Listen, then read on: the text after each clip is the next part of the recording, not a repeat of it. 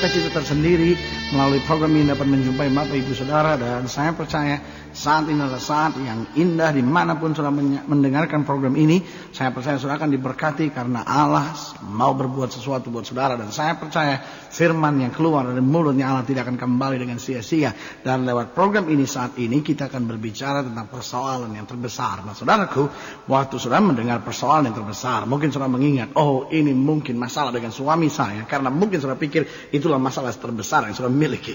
Atau mungkin saudara berkata, ya ini mungkin akan membahas tentang persoalan saya dalam studi saya, dalam pekerjaan saya, dalam usaha saya, mungkin sedang ditipu orang. Tapi sekali lagi saya mau beritahu, mungkin buat saudara itu persoalan terbesar, tapi Alkitab akan menjelaskan buat saudara bahwa itu tetap bukan persoalan terbesar. Mungkin saudara berkata, oh iya, saya kenal dengan seseorang yang rahimnya mandul dan tidak bisa melahirkan anak, dan ya mungkin itu adalah persoalan yang terbesar. Mungkin sekali lagi saya beritahu, itu persoalan terbesar bagi saudara atau bagi sebagian orang. Saya tidak beritahu bahwa itu masalah kecil, tapi saya mau bacakan buat saudara pada Ibrani pasal 12 ayat 1 sampai ayat yang ketiga, ia akan berbicara tentang persoalan yang terbesar itu. Tapi sebelum kita baca ayat-ayat ini dan kita dengarkan firman Tuhan ini, saya mau saudara ambil Alkitab saudara, karena untuk itu saya akan berikan kesempatan buat saudara ambil Alkitab saudara. Dan bersama saya di studio ini ada Bapak Pendeta Hendro Suryanto. Dan sambil saudara mempersiapkan Alkitab saudara, kita akan dengarkan beliau nyanyikan pujian penyembahan bagi Tuhan, lagu yang dikarangnya sendiri yang berjudul Yesus Pembelaku. Nah, buka hati saudara, saya percaya saudara akan diberkati lewat pujian ini, karena Dia Kristus pembela kita. Haleluya. Diberkati saudara lewat pujian ini. Haleluya.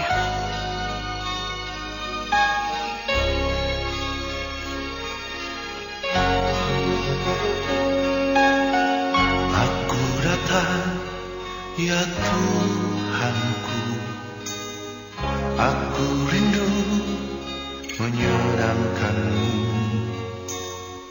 Aku masuk ke hadirat-Mu, Yesus Allahku. Aku tahu Kau pembelaku, aku tahu Kau penolongku,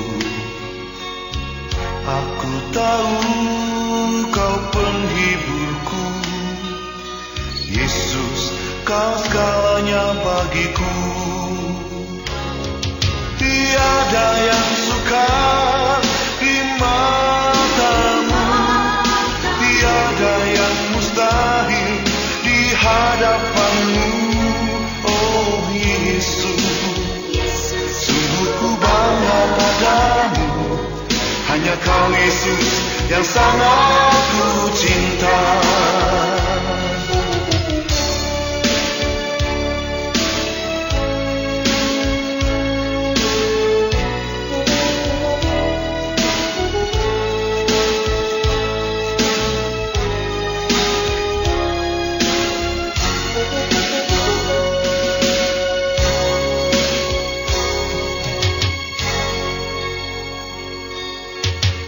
Aku datang, ya Tuhanku, aku rindu menyenangkan-Mu.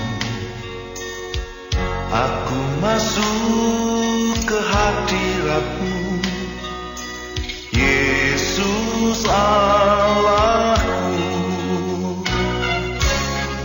Aku tahu Kau pembelaku, aku tahu Kau penolongku,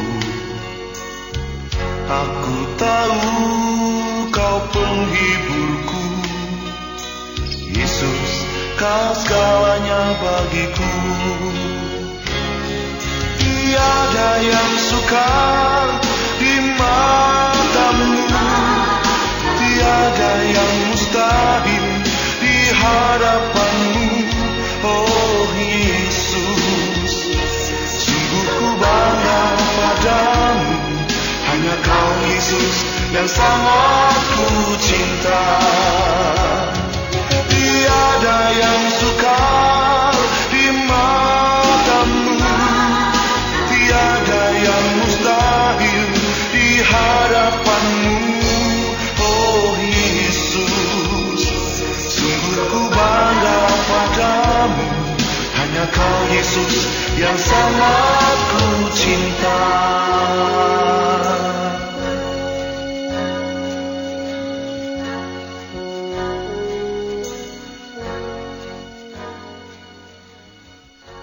Haleluya, saudaraku yang kasih dalam Tuhan, saya percaya saudara bersuka cita lewat pujian ini karena pembela kita, Alkitab berkata bahwa pembela kita akan menang dalam peperangannya. Dan lewat pujian ini juga dijelaskan bahwa bagi dia, oh haleluya, tidak ada perkara yang mustahil. Nah saudaraku, mungkin kita masih ributkan tentang apa persoalan yang terbesar, tapi sekarang kita akan lihat jawabannya dalam Alkitab. Ibrani pasal yang ke-12 ayat yang pertama sampai ayat yang ketiga. Kalau saudara mungkin tidak dapat membaca Alkitab bersama-sama saya akan bacakan bagi saudara sekarang. Karena kita mempunyai banyak saksi bagaikan awan yang mengelilingi kita, marilah kita menanggalkan semua beban dan dosa yang begitu merintangi kita, dan berlomba dengan tekun dalam perlombaan yang diwajibkan buat kita. Nah, ayat yang kedua, marilah kita melakukannya dengan mata yang tertuju kepada Yesus yang memimpin kita dalam iman, dan yang membawa iman kita itu kepada kesempurnaan, yang dengan mengabaikan kehinaan tekun memikul salib, ganti sukacita yang disediakan bagi dia yang sekarang duduk di sebelah kanan Allah. Ingatlah selalu akan dia yang tekun menanggung bantahan yang sehebat itu terhadap dirinya dari pihak orang-orang berdosa. Dengar baik, supaya jangan kamu menjadi lemah dan putus asa. Saya ulangi bagian terakhir ini, supaya jangan kamu menjadi lemah dan putus asa. Nah saudaraku, mungkin sekarang saudara bertanya, apa persoalan terbesar yang sedang dibicarakan ini? Nah saya mau berikan jawabannya seperti apa yang Alkitab katakan. Persoalan yang terbesar bagi gereja saat ini, persoalan yang terbesar bagi saudara saat ini, persoalan yang terbesar bagi orang percaya saat ini, bukan karena orang percaya harus melewati aniaya, bukan ketika orang Kristen harus mengalami penindasan, bukan ketika orang yang menyerahkan dirinya kepada Tuhan harus mengalami persoalan demi persoalan. Karena untuk itu kita tahu ada Tuhan yang baginya tidak ada perkara yang mustahil. Karena untuk itu kita tahu ada Tuhan yang tidak pernah mengecewakan orang yang berharap kepadanya. Nah mungkin sudah berkata, apa persoalan terbesar kalau begitu? Ayat ini jelas berkata, supaya jangan kamu menjadi lemah dan putus asa. Mengapa ayat ini memberi penekanan khusus kepada lemah dan putus asa? Karena itu adalah persoalan yang terbesar. Lihat saudaraku, mungkin kata dokter saudara sakit dan tidak bisa disembuhkan. Mungkin dokter menatap saudara dan berkata, oh kandunganmu mandul dan engkau tidak pernah akan bisa melahirkan anak. Mungkin orang berkata kepadamu, wah hutangmu sudah terlalu besar dan engkau akan hancur, engkau akan binasa, dan keluargamu akan habis semuanya. Dan mungkin orang mengadakan berbagai macam ancaman buat saudara, tapi saya mau beritahu, selama saudara masih kuat, selama saudara masih berharap sama Tuhan, selama saudara masih bangkit dan percaya bahwa Tuhan tidak meninggalkan saudara, maka saya mau beritahu buat saudara, kemenangan ada di dalam jalan hidup saudara. Karena Alkitab berkata, sesuai dengan imanmu, dengar baik, sesuai dengan imanmu akan jadi padamu.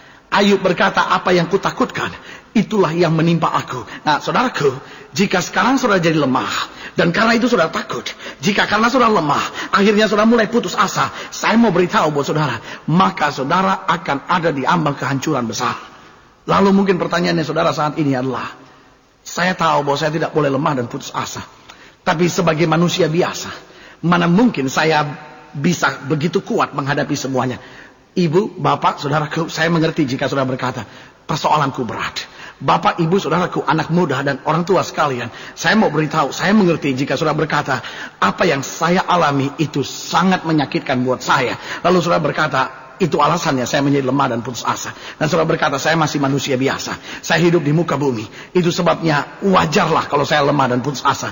Tapi saya baca dari ayat-ayat bacaan ini, saya jumpai ada 4 alasan mengapa orang percaya, mengapa saudara dan saya, mengapa setiap saudara yang sedang mendengarkan program ini tidak perlu lemah dan putus asa. Walaupun saya mengerti saudara manusia biasa, walaupun saya tahu saudara masih hidup di dunia, tapi saya baca ayat-ayat bacaan ini, minimal saya jumpai 4 alasan mengapa kita tidak perlu lemah dan putus asa menghadapi apapun dalam hidup ini.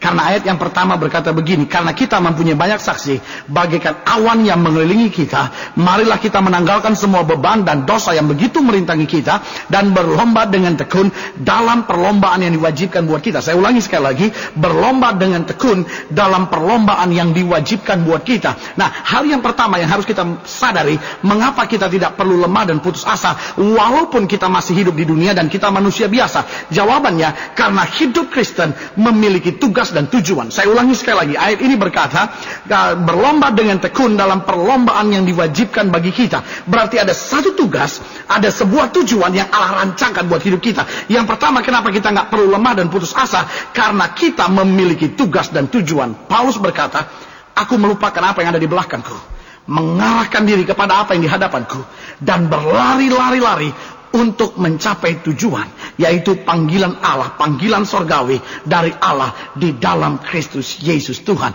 Saudaraku, berarti hidup kita, hidup kekristenan kita memiliki tugas dan tujuan. Mungkin saudara mendengarkan program ini lalu saudara berkata, tapi apa tugas saya dengan penyakit kanker yang saya derita?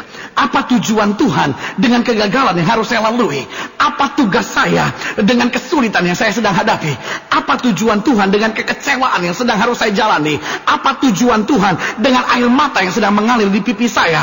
Apa tujuan Tuhan dengan penipuan ini yang harus saya jalani? Mungkin saudara sedang berontak dengan semuanya itu, tapi saya mau beritahu, Tuhan tidak pernah mengizinkan sesuatu terjadi secara kebetulan. Saya ulangi sekali lagi, saya mengerti air mata saudara, saya mengerti jika saudara berontak karena berbagai kekecewaan yang harus saudara jalani, tapi saya mau beritahu, Tuhan tidak pernah mengizinkan sesuatu terjadi secara kebetulan. Alkitab berkata, bahkan satu utas rambutmu pun tidak akan jatuh tanpa seizin Tuhan. Saudaraku, Tuhan begitu mencintai saudara, dan karena dia begitu mencintai saudara, dia tidak pernah menjadikan sesuatu tanpa rencana yang indah buat hidup saudara. Itu sebabnya dia punya tugas dan tujuan. Saya mau saudara melihat sebentar pada peristiwa apa yang Paulus alami. Nah, Paulus melayani Tuhan, dan karena dia melayani Tuhan dengan sungguh-sungguh, apa yang terjadi? Setan mulai marah. Dikirimnya seorang wanita yang penuh dengan roh tenung dan mulai menyertai dia dalam perjalanannya. Dan karena Paulus sudah tidak tahan lagi, dia mulai mengusir roh yang ada dalam wanita itu, dan akhirnya wanita itu dibebaskan dari roh itu. Itu sebuah pelayanan yang luar biasa dan berhasil. Ingat, ada banyak orang punya berbagai kuasa kegelapan masuk dalam gereja tanpa pernah dilepaskan, sehingga orang bisa punya jimat dengan enak-enak pergi ke gereja. Tapi saya mau beritahu, gereja, orang percaya harus melayani sampai setiap orang dibebaskan dari segala roh jahat tersebut. Nah, sekarang Paulus telah melakukan pelayanan yang terbaik yang bisa dia buat Tuhan. Tapi apa yang terjadi? Dia difitnah. Dan karena dia difitnah, saudaraku, dia dimasukkan ke penjara. Dia dicambuk terlebih dahulu, dia disiksa, dia dibelenggu, dan dimasukkan di dalam penjara yang paling tengah, di mana kepala penjara langsung yang menjaga dia. Apa yang terjadi kemudian? Paulus dan Silas yang sudah dicambuk habis-habisan ini, sudah berkorban sepenuhnya buat yang terbaik buat Tuhan, dia sembah Tuhan. Saudaraku, tidak sebegitu mudah. Ketika kita sudah coba berbuat yang terbaik, lalu orang tetap menekan, orang tetap menganiaya, orang tetap memfitnah, lalu kita harus puji Tuhan. Tidak sebegitu mudah. Sebagian orang akan berontak dan berkata, saya sudah buat yang terbaik buat suami saya sudah buat yang terbaik buat istri saya, kenapa saya diperlakukan seperti itu? Saya sudah buat yang terbaik buat anak-anak saya, kenapa saya diperlakukan seperti itu? Saya sudah buat yang terbaik buat setiap orang, tapi kenapa saya diperlakukan seperti itu? Dan mungkin itu kalimat saudara hari ini. Tapi apa yang terjadi? Paulus dan Silas, dia sembah Tuhan, dia puji Tuhan. Walaupun saya percaya tidak mudah, saya percaya ibu, bapak, saudaraku, saya percaya tidak mudah memuji Tuhan, saya percaya tidak mudah berkata terima kasih Tuhan, aku tetap punya tugas dan tujuan dalam keadaan seperti ini, melewati peristiwa itu. Tapi apa yang terjadi? Waktu mereka puji sembah Tuhan, Alkitab berkata, sendi penjara itu goncang, sendi penjara itu goyah. Dan apa yang terjadi? Kepala penjara pegang pedangnya sendiri dan hendak membunuh dirinya. Paulus berkata, jangan kau apa-apakan dirimu, sebab kami semua masih ada di sini. Lalu kepala penjara itu berkata, apa yang harus aku buat? Lalu Paulus berkata, bertobatlah, berilah dirimu dibaptis, percayalah kepada Allah, maka engkau dan seisi rumah tanggamu akan diselamatkan. Lalu saudaraku, Alkitab berkata, dengar baik ini, maka kepala penjara itu percaya kepada Allah, bertobat, menyerahkan dirinya untuk dibaptis, ia dan seisi rumah tangganya diselamatkan. Saudara bisa bayangkan, jika tidak ada orang yang seperti Paulus, yang harus melewati masa yang sukar, tapi tetap menyadari bahwa dia punya tugas dan tujuan, maka saya percaya tidak pernah ada cerita kepala penjara diselamatkan. Lihat saudaraku, mungkin saudara berkata, saya ada dalam lingkungan yang sangat menyebalkan. Mungkin saudara berkata, saya berhadapan dengan orang-orang yang sangat menjengkelkan. Tapi saya mau beritahu buat saudara, Tuhan punya tujuan. Itu tidak terjadi secara kebetulan. Ini adalah tugas saudara untuk tetap bangkit dan berkata, Tuhan, mungkin orang berkata kepadaku penyakitku tak bisa disembuhkan, tapi aku tahu ada tugasku, ada tujuan Tuhan bagiku. Aku akan bangkit dan aku akan tetap kuat dan berkata, oh, aku belum ada pada garis finish, aku masih sedang berjuang, aku masih sedang berlari untuk maju. Tapi aku tahu satu perkara, Tuhan tidak pernah meninggalkan dan Tuhan tidak pernah mengecewakan orang yang berharap kepadanya. Mengapa saudara tidak perlu lemah dan putus asa walaupun saudara masih hidup di dunia dan manusia biasa? Jawabannya, saudara masih memiliki tugas dan tujuan. Bangkitkan hidup saudara, karena tujuannya belum selesai. Saudara belum tiba pada garis finish, tugas saudara belum selesai. Allah masih rancangkan sesuatu yang mungkin hari ini saudara sedang berteriak dan berkata, kenapa saya harus lalui semuanya ini? Tapi ada saatnya saudara berkata, terima kasih Tuhan, aku berkemenangan menghadapi segala perkara. Haleluya. Nah, hal yang kedua yang harus kita mengerti, mengapa kita sebagai orang percaya tidak perlu lemah dan putus asa walaupun kita masih hidup di dunia dan kita manusia biasa. Yang kedua, kalau saudara lihat ayat yang pertama tetap dalam Ibrani pasal ke-12, maka saudara akan jumpai, karena kita mempunyai banyak saksi bagaikan awan yang mengelilingi kita, marilah kita menanggalkan semua beban dan dosa yang begitu merintangi kita dan berlomba dengan tekun dalam perlombaan yang diwajibkan buat kita. Ingat bagian pertama, karena kita mempunyai banyak saksi bagaikan awan yang mengelilingi kita. Dalam terjemahan lain dikatakan karena kita mempunyai banyak penonton yang turut menyaksikan kita. Lihat, hal yang kedua, kenapa kita tidak perlu lemah dan putus asa? Karena hidup Kristen adalah hidup yang semarak. Saya ulangi sekali lagi, hidup Kristen adalah hidup semarak. Karena hidup Kristen adalah hidup yang dikelilingi oleh saksi, hidup yang dikelilingi oleh penonton. Dan selalu ingat, dalam sebuah pertandingan, tidak semua penonton ada untuk membela saudara. Dan ingat, tidak semua penonton juga ada untuk menjatuhkan saudara. Ada sebagian penonton yang akan bertepuk tangan dan berkata, ayo maju. Tapi ada sebagian penonton yang akan bersorak, berteriak buat saudara dan berkata, oh, dia tidak ada apa-apanya, biarkan dia hancur. Dan inilah hidup kekristenan. Ingat, ada orang-orang sebetulnya yang sedang mengharapkan engkau jatuh. Ada orang-orang yang sebetulnya ingin lihat karirmu berantakan. Ada orang-orang yang ingin lihat rumah tanggamu hancur. Ada orang-orang yang begitu iri sama saudara dan ingin melihat anak-anakmu binasa. Ada orang yang begitu iri lihat rumah tanggamu bahagia dan ingin sekali menghancurkannya. Dan hidup ini hidup yang begitu semarak. Jangan biarkan orang yang hendak menjatuhkanmu melihat engkau jatuh. Jangan biarkan orang yang hendak melihat kejatuhanmu akan bertepuk tangan dan berkata, dia orang Kristen, dia orang percaya, dia anak Tuhan, dia berdoa, tapi sekarang hancur semua-muanya. Lihat, hidup ini adalah hidup yang semarak. Saudara, justru di tengah setiap mata sedang memandang dan hendak melihat kejatuhanmu, Allah dengan bangganya akan mengangkat engkau dan berkata, inilah anakku. Sampai semua orang di sekitarmu yang mengharapkan kejatuhanmu akan berkata, betul, dia adalah anak Allah. Mungkin sekarang saudara hanya mendengar setiap orang merancangkan yang jahat. Mungkin ada orang yang sedang memfitnah saudara. Mungkin ada orang yang sedang menyikut saudara dalam karir saudara. Mungkin ada orang yang sedang membicarakan yang buruk tentang saudara. Mungkin ada orang yang sedang mengungkit-ungkit masa lalu saudara dan hendak melihat kehancuran hidup saudara. Itu bukan saatnya engkau menangis. Itu bukan saatnya engkau berkata, masa orang seperti dia melakukan itu terhadap saya. Atau mungkin saudara berkata, maksa orang serohani seperti dia. Saya nggak bisa pikir bagaimana orang serohani seperti dia dapat melakukan itu buat saya. Itu bukan persoalannya. Jangan biarkan air matamu mengalir dengan percuma. Kenapa? Karena hidup ini adalah hidup yang semarak. Gak usah kecil hati waktu engkau lihat bahwa ada orang yang hendak mau menjatuhkanmu. Itulah semaraknya hidup ini.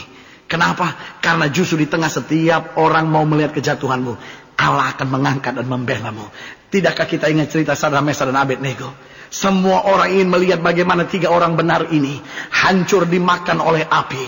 Oh, semua orang ingin melihat bahwa 3 orang benar yang berharap kepada Tuhan ini akhirnya menghabisi hidupnya hanya dengan kesia-siaan di dalam dapur api. Tapi apa yang terjadi? Justru ketika setiap mata hendak menyaksikan kehancuran 3 orang benar, justru ketika semua bibir tertawa karena 3 orang benar ini dibuang ke dalam api, Allah membuktikan kuasanya. Allah membuktikan sekali lagi bahwa orang yang berharap kepadanya tidak pernah dikecewakannya.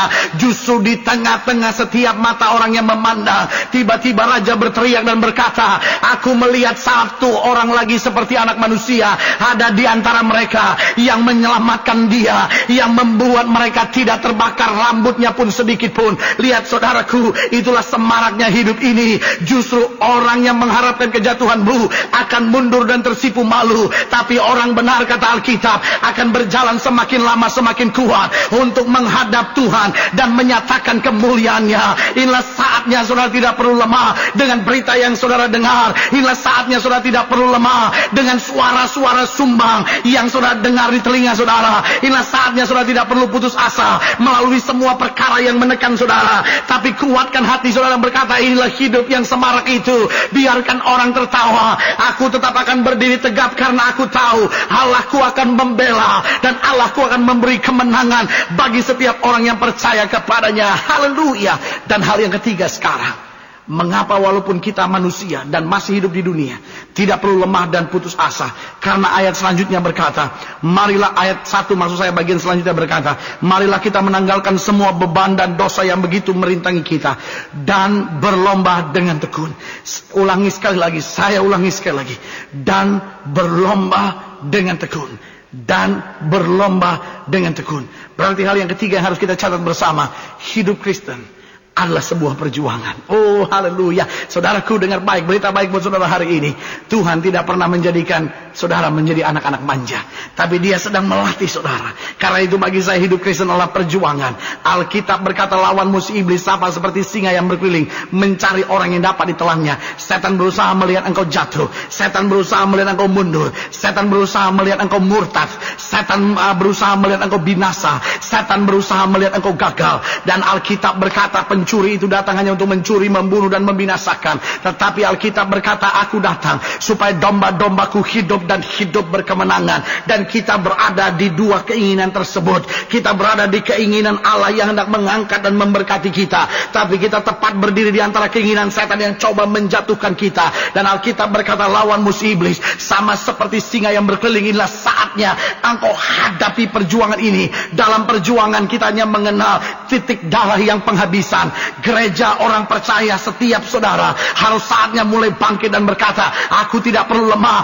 karena aku akan rebut kemenangan. Tiba saatnya kita berdiri di hadapan Tuhan, sebab mahkota sudah tersedia buat kita. Jangan kompromi dengan dosa, jangan mundur, jangan putus asa, jangan halalkan segala cara hanya karena beban yang merintangi kita. Tetapi majulah dalam perjuangan, karena kita tahu orang yang bertahan sampai kesudahannya, itulah yang memperoleh kemenangan. Dan hal yang keempat, dan ini yang saya mau saudara perhatikan baik pada hal yang keempat ini. Ayat ini berkata pada bagian 2, bagian terakhir berkata, dengan mengabaikan kehinaan, tekun memikul salib ganti sukacita yang disediakan bagi Dia yang sekarang duduk di sebelah kanan tahta Allah. Lihat, hal yang keempat, hal yang terakhir, bagaimana gereja tidak perlu lemah dan putus asa, karena kita menyadari Kristus duduk di sebelah kanan tahta Allah. Oh haleluya. Untuk apa Dia duduk di sebelah kanan tahta Allah? Alkitab berkata, Dia duduk di sebelah kanan tahta Allah untuk menjadi pembela buat kita. Hal yang kedua, Kristus duduk di sebelah kanan tahta Allah untuk apa? Untuk berdoa buat kita. Dua perkara besar pada apa yang Kristus buat di sebelah kanan tahta Allah. Itu menjamin kita tidak perlu lemah. Kenapa? Mungkin setan mendakwa saudara dan berkata, ya tapi engkau masih berdosa. Mungkin setan mendakwa saudara dan berkata, tapi hidupmu masih belum baik. Mungkin setan mendakwamu dan berkata, hidupmu penuh kekurangan. Mungkin setan datang kepadamu dan berkata, engkau tidak bisa diampuni. Tetapi Yesus berdiri di hadapan Bapa dan berkata, tapi darahku telah tercurah. Dan saudaraku, engkau bisa diampuni. Dan ingat, saya mau saudara renungkan baik-baik ini. Yesus duduk di sebelah kanan Allah untuk berdoa buat kita. Dan saudaraku, jika ada seorang yang bernama pendeta berdoa buat kita, itu sudah indah. Jika ada seorang yang buat kita cukup rohani, lalu memanggil kita dan berkata, aku tahu pergumulanmu berat, aku akan berdoa bagimu, itu sudah indah. Tapi hari ini saya mau beritahu lewat program ini sekali lagi, ada yang lebih indah dari semuanya. Yesus sedang duduk di sebelah kanan Allah untuk berdoa bagimu. Saya mengerti jika air matamu mengalir. Saya mengerti jika sudah berkata beban berat harus saya jalani. Saya mengerti jika sudah berkata, aku putus asa Tuhan, semua jalan sudah saya coba, tapi saya nggak sanggup lagi. Saya mengerti jika sudah berkata, semua orang rasanya menyakitkan hatiku. Tapi saya mau beritahu buat saudara, Yesus sedang duduk di sebelah kanan Allah untuk berdoa buat saudara. Dan jika Dia berdoa bagimu, kenapa engkau perlu takut? Kuatkan hatimu hari ini dan berkata, kata dokter aku tidak bisa punya anak. Kata dokter aku tidak bisa disembuhkan. Mungkin kata orang bisnisku akan gagal. Mungkin kata orang rumah tanggaku akan hancur. Mungkin kata orang karirku akan berantakan. Mungkin kata orang masa mudaku akan binasa. Tapi aku masih punya Tuhan. Dan saudaraku, persoalan yang terbesar. Engkau menderita bukan karena penyakitmu. Engkau menderita bukan karena masalah yang harus kau lalui. Engkau menderita bukan karena fitnahan orang kepadamu. Engkau menderita bukan karena kandunganmu yang mandul. Tapi sekali lagi saya mau ulangi. Kenapa engkau menderita? Karena engkau lemah dan putus asa. Bangkitkan hatimu hari ini dan katakan, aku masih punya Tuhan. Dan saudara masih punya Tuhan. Saudara masih punya Tuhan. Dan Tuhan tidak pernah mengecewakan orang yang berharap kepadanya. Karena secara khusus saya mau berdoa buat saudara. Jika saudara sedang melewati beban berat, jika saudara sedang menghadapi masa-masa yang sangat sulit dalam hidup ini, saudara boleh taruh tangan kanan saudara di dada. Dan secara khusus saya ingin berdoa buat saudara. Taruh tangan kanan saudara di dada untuk itu. Dan saya ingin berdoa sekarang. Bapak, hamba percaya program ini tidak kebetulan didengar oleh anak-anakmu.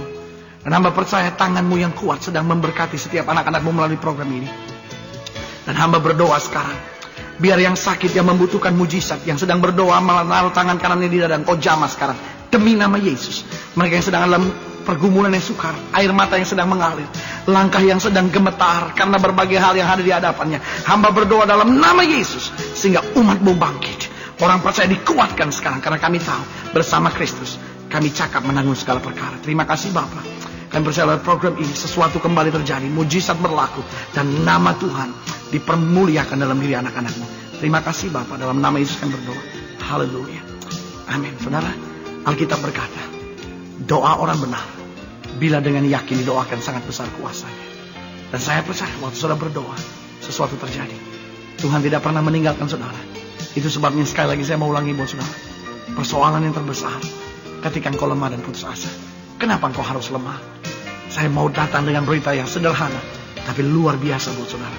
Yesus mengasihi saudara. Yesus sangat mengasihi saudara. Dan karena Yesus mengasihi saudara, kenapa engkau harus takut? Karena Yesus mengasihi saudara, kenapa engkau harus bimbang? Karena Yesus mengasihi saudara, kenapa engkau harus mundur? Dan karena Yesus mengasihi saudara, kenapa engkau harus lari dalam dosa? Bangkitkan hatimu hari ini, katakan, Tuhan, aku tinggalkan dosaku.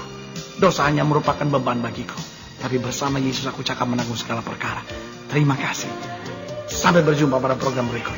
Tuhan berkati saudara dan doa saya bagi saudara. Haleluya.